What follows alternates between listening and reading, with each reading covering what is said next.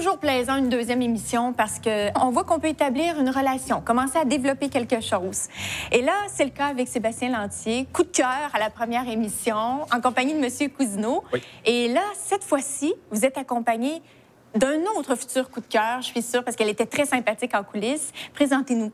Donc, je vous présente Stéphanie Poirier, qui se trouve être éducatrice spécialisée dans les cliniques Lob à Québec. Donc, je vais laisser le loisir à Stéphanie d'expliquer qu'est-ce que ça fait une éducatrice spécialisée au sein de nos cliniques. Oui, parce que là, je me posais la question. On sait qu'est-ce que ça fait une éducatrice spécialisée dans certaines organisations, entre autres les écoles. Mais chez Lob, c'est quoi votre relation, votre lien avec les gens?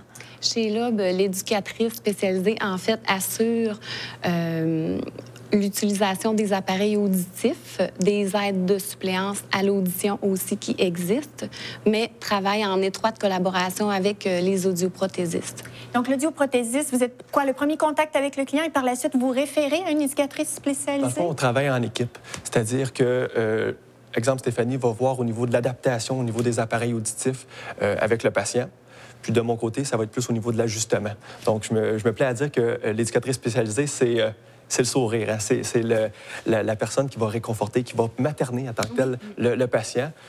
Un petit peu plus plate, je vais juste m'occuper plus du côté technique à ce moment-là. Plus rationnel. Exactement. OK. Et donc, dans les sentiments, on peut croire que peut-être au cours des prochains jours, bon, il y a une certaine adaptation, là, parce qu'on va parler des appareils auditifs, des aides à la suppléance à l'audition.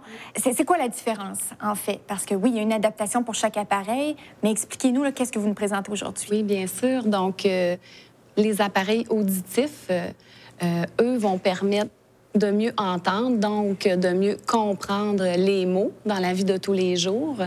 Ça va permettre aux gens d'avoir une vie sociale et aussi une meilleure qualité de vie, bien sûr. C'est très petit, là. On est loin de l'espèce de gros appareil. Ça doit être un peu comme ça aussi dans le domaine de la vue, où on voyait peut-être des gros verres épais, puis par la suite, ça s'est aminci. La qualité, finalement, on la retrouve dans les petites choses.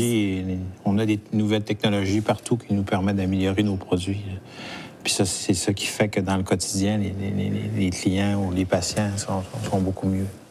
Et là, Stéphanie, vous insérez dans le tympan, c'est ni vu ni connu? On insère, dans le fond, l'éducatrice démontre les bonnes techniques pour installer les appareils. Ça entre dans le conduit auditif, en fin de compte. Moi, je rassure tout de suite le monde à la maison, ça ne rentre pas dans le tympan. OK, donc, je m'explique. Ça fait pas mal. C'est la preuve que je pose des questions comme vous, là, à la maison. Là. Donc, ça va juste dans le conduit auditif. On est loin du tympan, donc il n'y a pas de danger de se blesser, il n'y a pas de danger de se faire mal. Bien, en fait, il existe aussi, comme on disait, des aides de suppléance à l'audition. Eux, ils permettent de compenser, si on veut, les situations où on ne porte pas d'appareil auditif, en fin de compte. Par exemple, le détecteur de feu, il est relié avec un signal lumineux et un signal à vibration qu'on peut mettre sous l'oreiller. Okay. Donc, au moment de l'alarme, bien, tout ça, ça s'allume et puis ça vibre assez pour aviser du danger, c'est ça. Est-ce que vous saviez que ça existait? Non. Non. C'est très pratique. Mais vous, dans votre métier, est-ce que vous êtes appelé à accompagner le client ou le patient dans son milieu puis dire vous allez utiliser votre outil de cette façon-là, vous devez le réguler comme ça? Oui. Est-ce que vous l'accompagnez? On fait de l'accompagnement à domicile et pour les gens aussi qui se déplacent dans nos bureaux, on prend vraiment le temps nécessaire d'expliquer le fonctionnement, comment on l'installe à la maison. Mais à prime abord, ça semble pas compliqué. Non, pas du tout. On fait ça simple pour que les gens puissent repartir en confiance à la maison aussi. Est-ce que c'est dispendieux? La plupart, je vous dirais, des équipements comme ça vont être couverts par la Régie d'assurance maladie.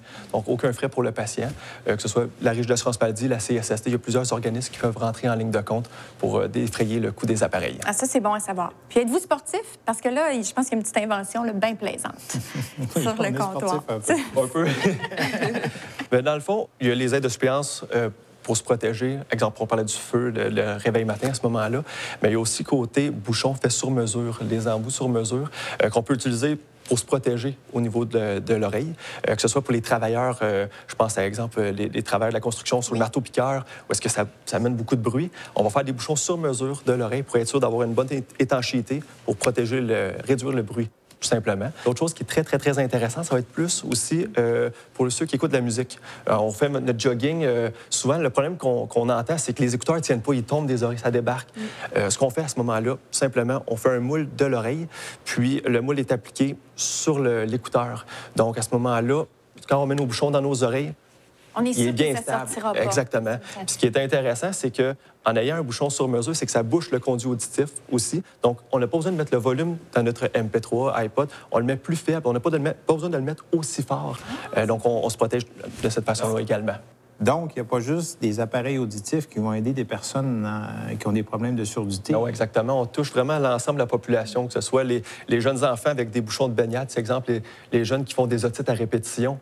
On va faire des bouchons sur mesure pour éviter qu'il y ait de l'eau qui rentre dans le conduit auditif. Donc, on peut aller chercher un autre type de clientèle. De clientèle, exactement. Oui. Puis on peut se rendre chez là puis savoir qu'il y a d'autres produits qui existent. Donc, la personne qui découvre qu'il y a un problème de surdité, elle n'a plus besoin d'être gênée, de se dire, mon Dieu, si je dois porter un appareil, tout le monde va s'en apercevoir. On peut réconforter les gens à la maison, les rassurer. Là. Exactement. Puis Stéphanie est là pour ça. Bien sûr. Donc, nous, en fait, les éducatrices, c'est aussi notre rôle là, de prendre le temps de s'asseoir avec la personne, puis de les réconforter, de les rassurer. Je pense, par exemple, même aussi à un parent qui vient nous voir avec son enfant qui a une perte d'audition. Parfois, c'est difficile à accepter. Donc, ça fait la différence, moi, je dirais, là, auprès des clients qui viennent nous voir. On utilise aussi un guide LOB que je vous montre à l'instant. Là.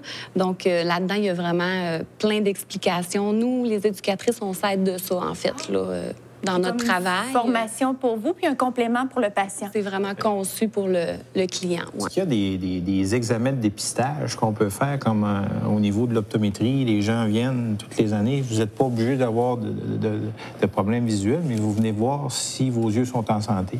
Est-ce qu'au niveau des oreilles, c'est la même chose? C'est le même principe. Dans le fond, ce qu'on conseille aux gens, c'est de faire des tests auditifs aux 2 ans pour s'assurer justement qu'il n'y a pas de problématique. Habituellement, on dit à partir de l'âge de 50 ans. Mais pour les enfants, aussitôt qu'on perçoit qu'il manque de réaction, qu'il ne réagit pas à la parole, on va conseiller de faire un test auditif pour les enfants. Puis à ce moment-là, si on détecte quoi que ce soit, on va faire des suivis plus serrés. Ah, bien, c'est bien. Je savais qu'il y avait plusieurs spécialistes sous le toit de chez LOB, mais là, de savoir qu'il y a une éducatrice spécialisée, je vais me sentir bien encadrée. Très contente que vous soyez venu aujourd'hui. Bien, moi, ça me fait très plaisir d'être là. Puis on parlait de test d'audition, votre site Internet qui est très complet aussi. On peut même faire le test sur le site Internet. Exactement. Merci beaucoup. Vous restez avec nous? Merci. Tout à fait. Certainement.